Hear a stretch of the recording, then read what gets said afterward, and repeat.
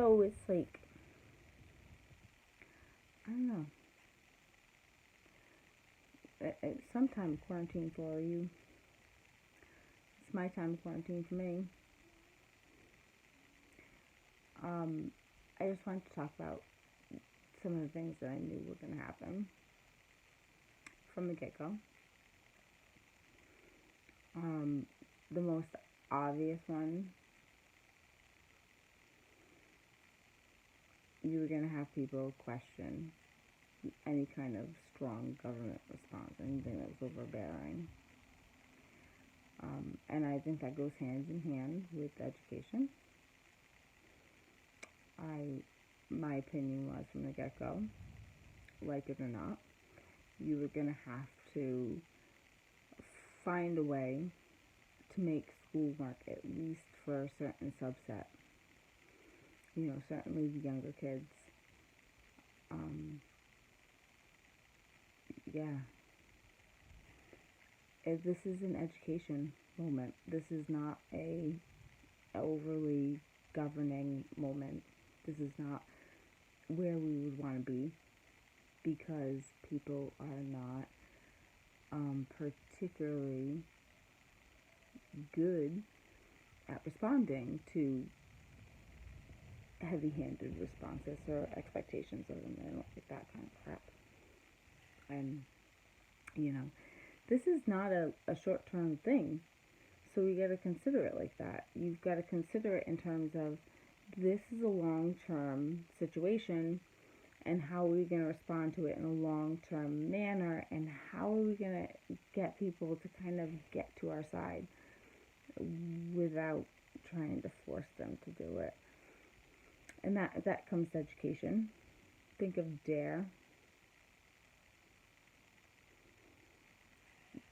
Go, did your mommy and daddy do cocaine? This is what it looks like. It's, this is a teaching moment. This is a time to teach people habits. Kids are huge as sponges. They're a great opportunity to kind of make society move in a direction you want them to move, without having to force them to do it, which is always the best way to go. And so I knew intuitively that there were going to be a lot of pushbacks, and that is only going to get worse, and we have a long way to go until vaccines, so we need to start normalizing things and finding ways to teach people that you don't want this virus. Trust me, you don't want it. We don't know what it's doing. We don't know enough about it at all. I have a lot of ideas about that. I could talk about that for like 45 minutes, so we won't talk about that right now. But it's making you look like you're on Mount Everest when you're in New York. And that ain't great. I knew those hot spots. I knew that, you're going to see it in Boston, you're going to see it in New York, you're going to see it in California. New York, I think, is an exception. I hadn't even considered it from the get-go, but at this point, considered that New York is practically all steam-powered, so you have aerosols.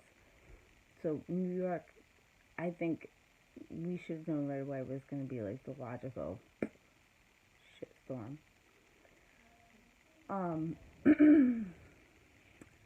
Other things I knew that nursing homes were going to be,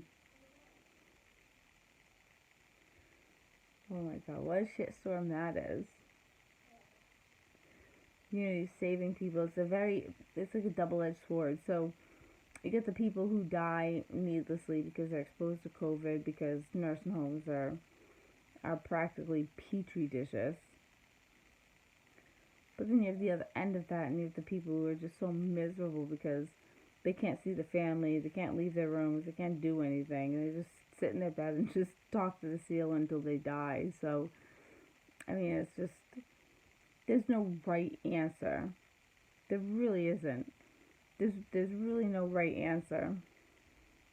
I wish I could give you a good answer. There really isn't.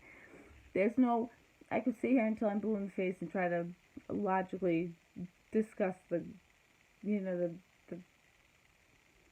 there isn't. And then that's not even getting into the situation with elderly who are in their homes, who are isolated from society right now, and the impact that's having on their lives, and all the people who are not being able to get what's considered elective surgeries, but for them it's, you know, their life altering. Mental health. Oh my god.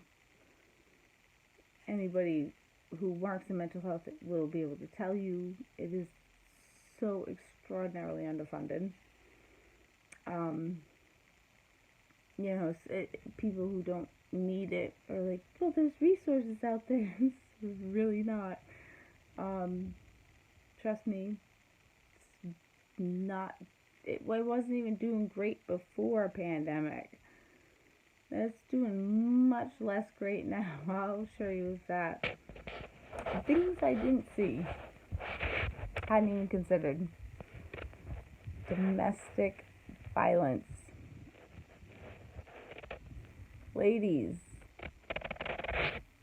advocates, social workers, courts, political leaders, all of you.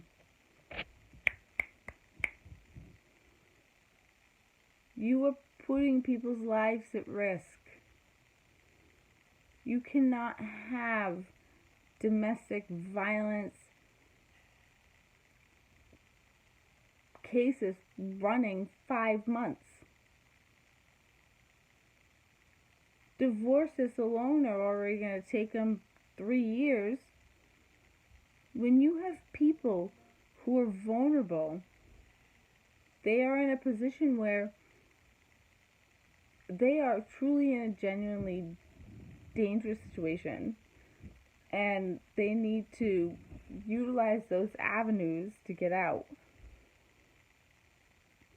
You've given the people victimizing them such a massive amount of power. Can't move.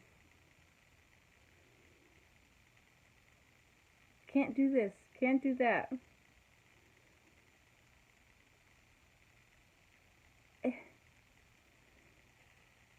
They could hold utilities hostage.